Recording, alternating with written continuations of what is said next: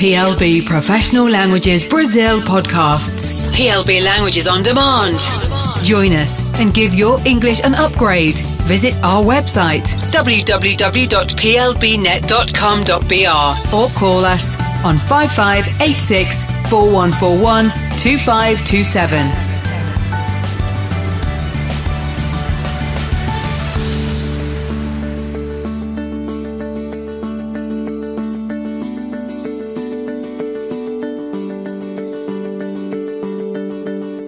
You're listening to the BBC Trending Podcast. We tell in-depth stories which have their origins in the world of social media. I'm Jonathan Griffin.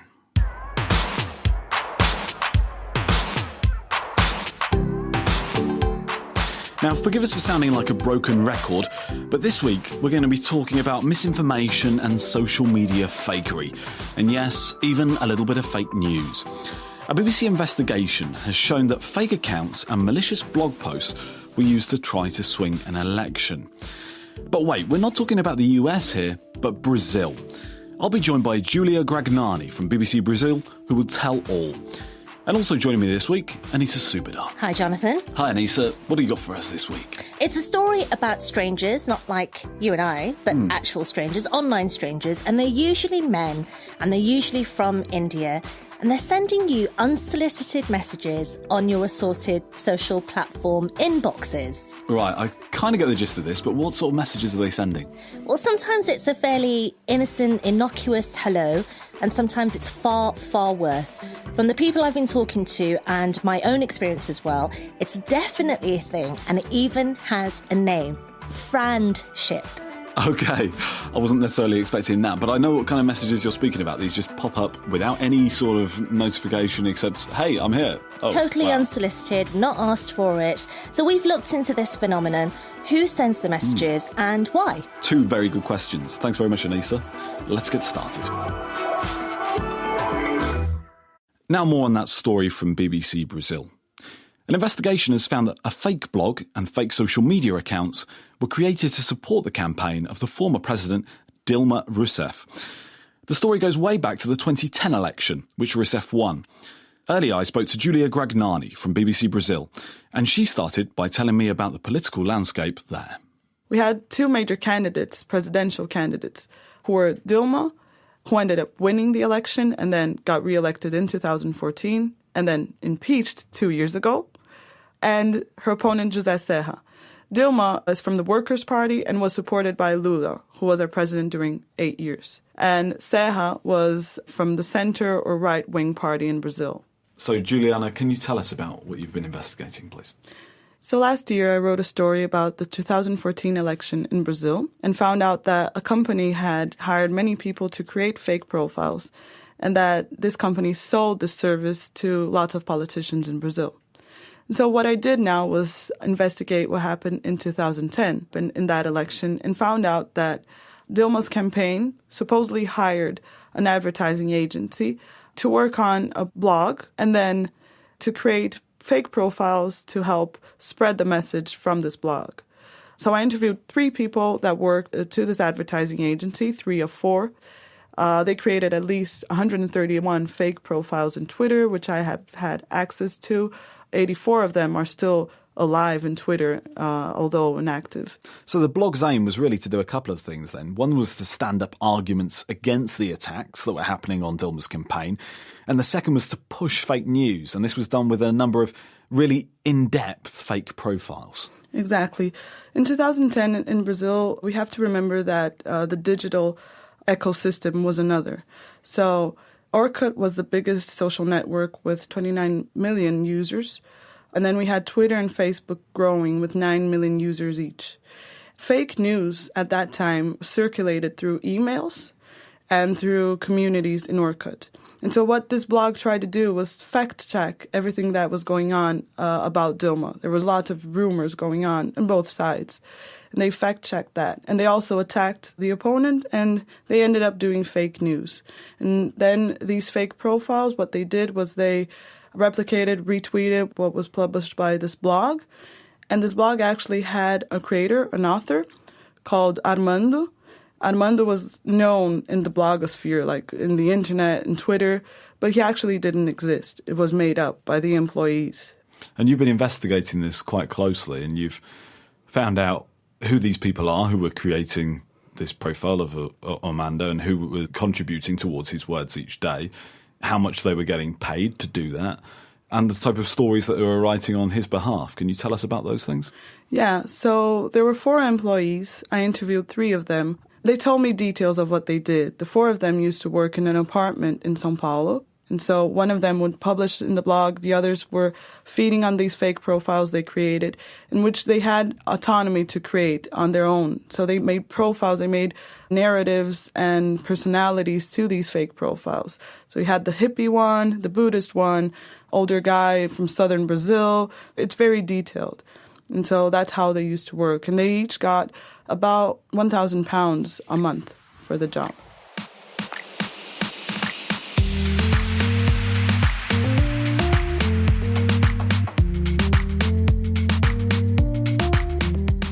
One of the more shocking parts of your investigation, Juliana, seems to show a financial link between one of the candidates from the political party and this advertising agency that was creating fake profiles. What did you discover there? Yeah, exactly. There was this candidate in Brazil who was running for Senate at that time, and he's from the Workers' Party, and he's Dilma's ally. At that time, he was also coordinating her campaign. And so I found out that his campaign deposited about £50,000 to this advertising agency. And he's also one of the people mentioned in the tweets created by the fake profiles. He says he never hired them to do this kind of work. Your investigation features quite serious allegations. What has the political party and the advertising agency had to say about them? Well, Dilma and the Workers' Party denied that they used this strategy in their campaign. They say they didn't hire anyone to do a blog or didn't hire anyone to create fake profiles. What the advertisers say is that they deny that they coordinated work that created fake news. Can you tell us about what the impact of this was in 2010? Do we know what the impact of so much kind of fake news doing the rounds has been? Well, at that time, what they called fake news in Brazil, they used to call it rumors. These 2 candidates used to attack each other saying that person supports abortion, and the other denied it, which is a delicate matter in Brazil because Brazil is very religious. Same with the Vatican stuff as well, right? Yeah, exactly. So one of the fake news created by these ex-employees that I interviewed for the blog is a specific one that says José Serra, which is Dilma's opponent, will be expelled from the Vatican. And the news, it goes like this. It says, rumors in the Vatican, in the corridors of the Vatican, say that José Serra is going to be expelled from the church. And I asked the employee that created this specific one. And I asked him 2 things. I said, how did you ended up creating fake news? And he said, it was something kind of natural. We were writing stuff that attacked the opponent, and then we were really defending Dilma. And the thing is, these people that were hired, they actually believed in Dilma, and they were from the left wing. They supported her, so they did the job kind of wanting to elect her for real. And so he said it was kind of natural that it was a thin line from attacking a candidate and then creating these news. And he also said an interesting thing about fake news is that fake news has always an element of something that is true and something that no one can investigate, like rumors going on in the Vatican. We can't say exactly how many people it reached, if it actually influenced the election. What we can say is I had access to a PowerPoint presentation that they showed the Workers' Party at that time. And they say in the presentation that the blog had 100 views per day, that the major Twitter account of the supposed creator of the blog, Armando, had about 2,000 followers. At that time, big news outlets had 50,000 followers, so we can compare. It's pretty significant then, yeah. It's a bit significant. And it also said that this fake profile participated in 41 Orkut communities. And I think most of the things were spread in Orkut communities, which were really had an impact in Brazil at that time. The ex-employees, they also had another job, which was creating videos, and videos attacking the opponent, One of them, the most viewed, has more than 100,000 views. So that's a good way we can measure how it affected or impacted the public in Brazil. The brutal fact of the matter is that this did work towards a winning campaign. Yeah, it did. It's hard to tell how much it actually influenced. What we can say is that this was an embryo, a first draft of how fake profiles and fake news could try to influence elections.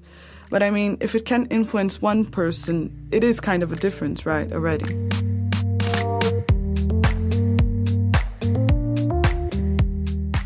You know, I've been spending some time in Brazil personally myself over the last few months and having a great time.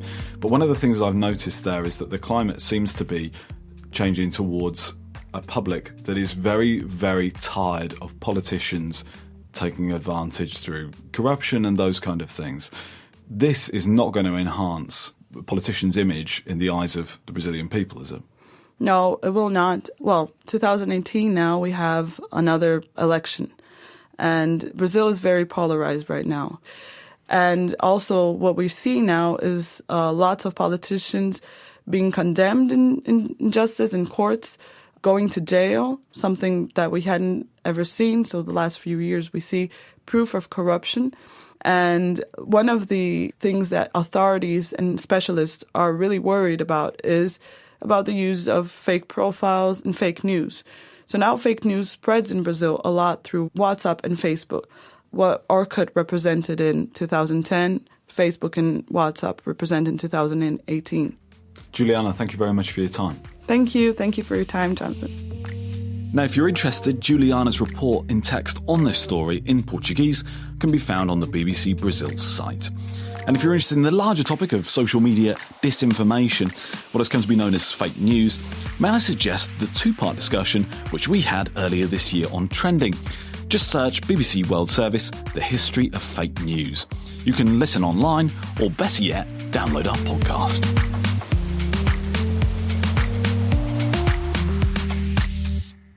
Just a reminder, you're listening to the BBC Trending podcast. We're on Twitter and Facebook, and we want to hear your feedback. One final thing, if you've got a minute, please go back to where you downloaded this podcast from, give us a rating and leave us a comment. It really helps to spread the word about this programme. Our next story is about the strange messages that you may have seen in your inbox on Facebook or elsewhere. They're unsolicited. Sometimes they're innocent, sometimes they're creepy or far worse. And they come often specifically from men on the Asian subcontinent. So who sends in them and why? Well, thankfully, I've got Anita Subadar here and she can shed some light on these matters. Well, let's see if we can do that. So, Jonathan, let me start by describing a few of these messages, because I think a lot of people will know immediately what we're talking about. They'll recognise them. These messages are usually, but not always, sent by a man from India or Pakistan. And his messages will begin with a hi or hello. So fairly innocuous, don't really seem like anything menacing on the front of it. But Jonathan, as well as sometimes presenting Trending, you also look after our social platforms, our official accounts for Trending. And you'll have noticed similar messages appearing there too. Do you know what? I see them all the time, particularly if you go onto Facebook and platforms like that. I think Instagram's got it as well. You can scroll between the messages that you tend to receive from your friends and people you're connected with, people you know. And then there's this other file, which sometimes you have to go looking specifically for. And in there, you'll often see a lot of these messages start to pile up. Because when we were talking about this in the office, you mentioned that, you see them on these accounts. Oh, I get them. Yeah, they say, hi, dear. So you've seen it, I've seen it. And in fact, most people who use social media will have experienced it in some form. Messages from mostly South Asian men that start with a simple hi. But there can be something more sinister involved in this type of message sending. So I had a chat with our colleague Megha Mohan, who spotted the story, and we went through the messages on our phones to get a flavour of what was being sent. We have to scroll through quite a lot of just hi. And it's hi. It's hi with an emoji sometimes. Yeah. It's hi with a double I, so it's misspelt. Yeah. There's a hey, which is H-A-Y. I've got HY. I've got a salam. So that's just another way of saying hi. Fancy. Yeah. They like to use the word dear quite a Yes. lot. Hi, dear. Hi, dear. Hi, dear. I get more hi, dears on Facebook. One that just says sex. I've got one saying dirty, and this is because after he'd sent me about 4 messages saying hi, hi, hi, hi, and then it just said dirty. Now, do you think that's because you didn't reply? Yes. Have you ever replied? I've never replied. There may be people in the world who've made some good friends this way, who are talking this way and have engaged with each other. But from my experience, at least 4 of those messages from being ignored turns to quite aggressive, patriarchal, misogynistic kind of language. A hi is not bad. You can send somebody a hi. A hi, hi, hi, Followed by dirty is a problem. So I think that's where we draw the line. So from what we've learned about this, it seems that both men and women are receiving these kind of messages, but women in particular are getting the kind of abuse that we've just outlined there. And that's certainly what Hussein Kazvani, who wrote an article about this, found in his report. He's a writer and journalist and the UK and Europe editor for Mel, which is a digital men's lifestyle magazine. And he identified this and wrote about it in a piece called The South Asian Men Sliding Into Your DMs in Hope of Friendship. Right, so to explain, sliding into your DMs is kind of internet slang for sending private direct messages to someone. And friendship, well, that's the name used for this social media phenomenon. So that's friendship, FRAANDSHIP. A lot of my interests and my own research is really looking at communities and places where the internet is this fairly new phenomenon, and wondering what happens when a village in India, for example, suddenly gets online and young people there suddenly have access to one of the most advanced forms of the internet that we currently have. So I asked a bunch of these guys, I asked about 30 people altogether, and a lot of them didn't reply to me. I think they were just I don't know what they were expecting. A few of them did get back, but they didn't really say anything they weren't really interested in carrying on a conversation. And then I met this guy called Manish, who lives in East Punjab in India, studying ICT, and he just had this dream of wanting to get out of India and go live in the West.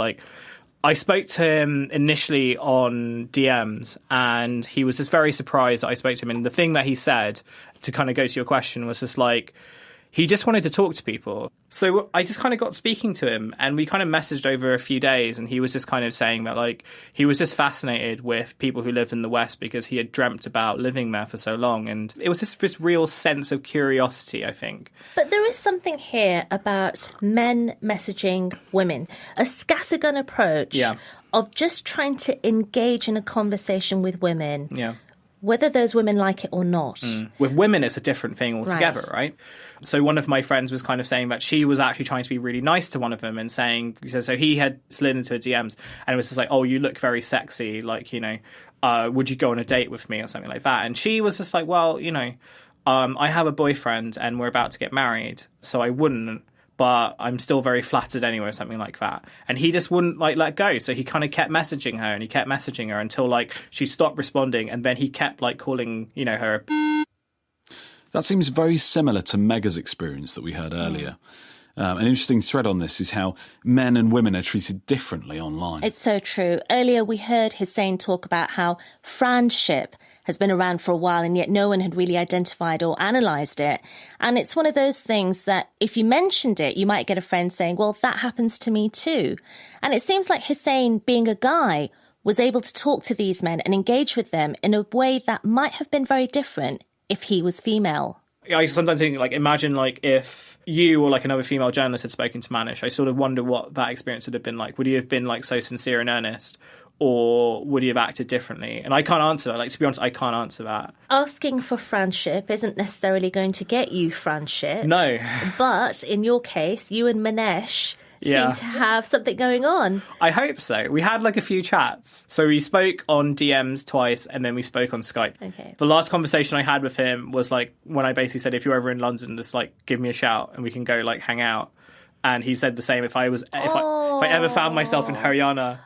Do you feel a friendship responsibility now to check in on him, see he's okay? Yeah. I mean, I dropped him a message and he hasn't responded because I imagine he's just not on Twitter. but, I'm sure he's doing all right. The ultimate thing that I was trying to show in the piece was that, like, these people are real. And I think for so long we considered them to be bots, or we considered them to be just spam things that came from, call centers and stuff. And what I wanted to show is that these guys are real people, and they've entered the internet at a time when, like, a lot of us are losing faith in social media companies. They're suddenly transported into this whole new world. And some of those guys will be great. Like, some of them will be like Manish, who are just, in my opinion, earnest in what they want to do. A lot of them also won't be. Obviously, Jonathan, we all like to chat online and make connections on the internet, but I think it's important to say that if you ever feel threatened or fear that your online or personal safety might be compromised in any way, then of course you should always report your concerns to the platform involved. That's it this week for BBC Trending. I'm Jonathan Griffin. Graham Puddifoot was our studio manager. And our thanks to Lizzie Cassin, Julia Gragnani and Anissa Subadar. Please get in touch and tell us what you think about this programme. Remember to leave us a rating, and a comment really helps to spread the word, so do that. Send us a tweet or a Facebook message, and you can email us at trending@bbc.co.uk. Now, once a week for the last 2.5 months or so, the BBC World Service has been releasing episodes of our major new podcast series, The Assassination. All 10 episodes are available to download, and it's a decade-long investigation into the murder of one of the world's most well-known politicians, Benazir Bhutto. The podcast has been described by listeners as outstanding and one of the best. I mean, it really is very good. You can hear the whole series on the BBC World Service. Just search for The Assassination wherever you find your podcasts. You've been listening to BBC Trending. We'll be back soon with more tales from inside the social web. Join our podcasts, PLB Professional Languages Brazil. WhatsApp number 5586 99970 5812.